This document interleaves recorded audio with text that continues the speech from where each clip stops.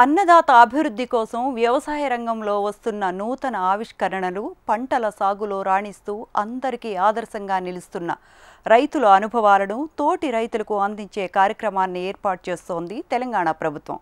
ఇందుకోసం రైతులందరికీ వేదికగా తెలంగాణ రాష్ట్ర ప్రభుత్వం రైతు నేస్తం కార్యక్రమాన్ని మొదలుపెట్టింది. సీఎం రేవంత్ రెడ్డి ప్రారంభించిన ఈ రైతు నేస్తం ప్రోగ్రాం హైలైట్స్ ఏంటో ఇప్పుడు చూద్దాం. తెలంగాణ సీఎం రేవంత్ రెడ్డి రాష్ట్ర వ్యాప్తంగా రైతు నేస్తం అనే వినూత్న కార్యక్రమాన్ని అధికారికంగా ప్రారంభించారు.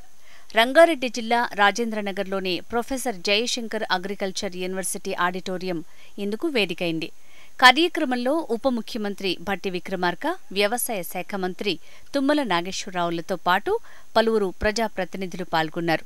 రైతు నేస్తం కార్యక్రమంలో సుమారు 1500 మంది రైతులు ప్రత్యక్షంగా హాజరు కాగా మరో 1034 మంది రైతులు రైతు వేదికలతో ప్రత్యక్ష వీడియో లింక్ ద్వారా పాల్గొన్నారు.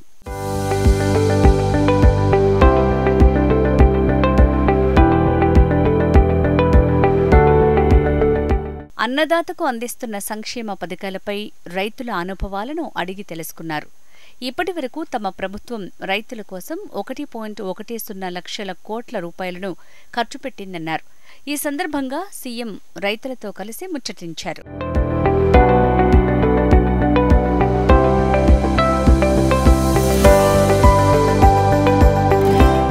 వరి దిగుబడిలో పంజాబ్ను అధిగమించి తెలంగాణ రాష్ట్రం నంబర్ 1గా ఎదిగిందని సీఎం రేవంత్ రెడ్డి ఆనందం వ్యక్తం చేశారు.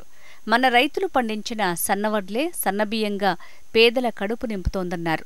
అందుకే ప్రభుత్వం రైతుకు క్వింటాల్కు 500 రూపాయల బోనస్ ఇస్తుందని సీఎం తెలిపారు.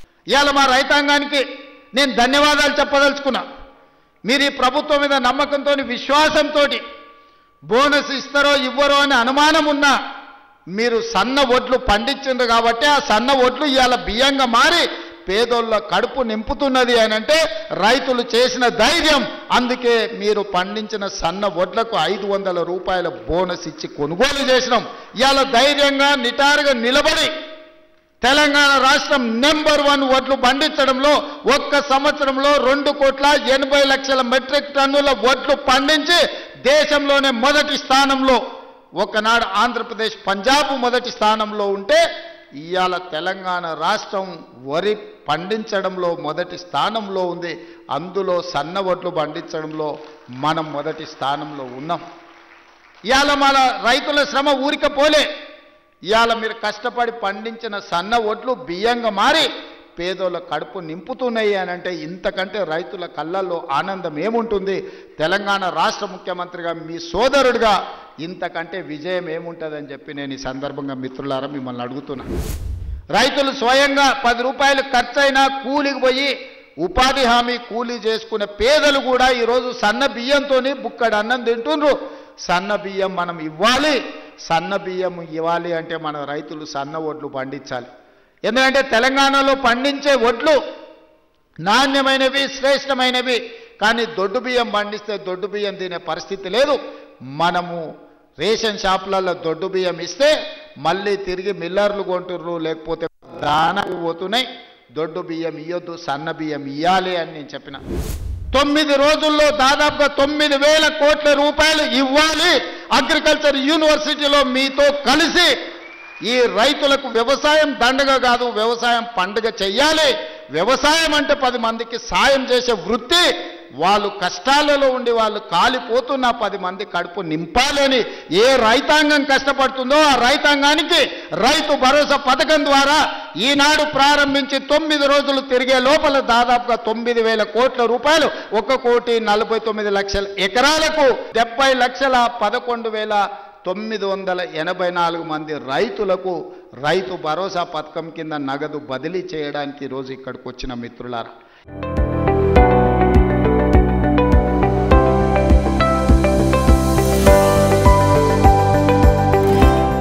రైతులకు తెలంగాణ ప్రభుత్వం వ్యవసాయ పరికరాలు డ్రిప్ని ఇస్తోందని, రైతులు వ్యవసాయంలో సోలార్ పంపు సెట్లను ఉపయోగించాలని రైతులకు సీఎం సూచించారు.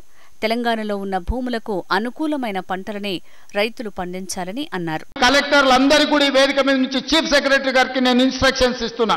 కలెక్టర్లందరినీ కూడా మీరు కలెక్టర్స్ కాన్ఫరెన్స్ తీసుకొని సోలార్ పంపు సెట్ల వల్ల ఉన్న ప్రయోజనం ఈ రోజు రైతులకు వరే కాకుండా ఇతర లాభసాటి పంటలు ఏ విధంగా పండించాలి, భూమి యొక్క సారాన్ని చూసి ఏ భూమిలో ఏ పండ్ల తోటలు వస్తాయో, ఏ భూమిలో ఏ కూరగాయలు పండుతాయో, ఏ భూమిలో ఏ పంట అధిక దిగుబడి వస్తుందో, అది మొక్కజొన్న వస్తుందా, లేకపోతే పత్తి వస్తుందా, మిర్చి వస్తుందా, లేకపోతే కందులు వస్తాయా. మా కొడంగల్ తాండూరు ప్రాంతంలో మేము కందులు పండిస్తాం.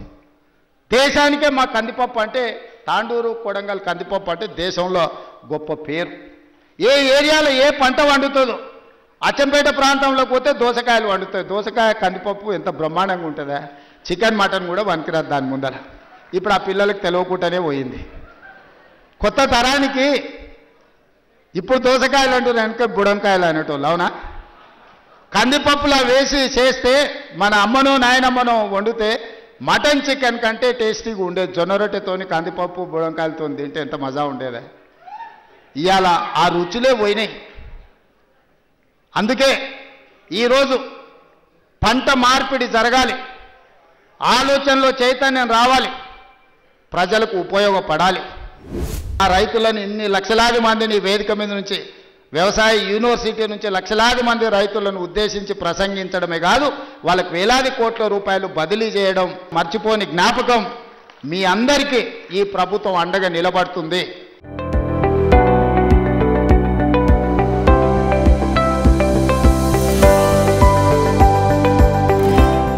ఎకరాల వారీగా కాకుండా అర్హులైన వారందరికీ ఒకేసారి రైతు భరోసా ఇస్తామన్నారు ఉప ముఖ్యమంత్రి భట్టి విక్రమార్క.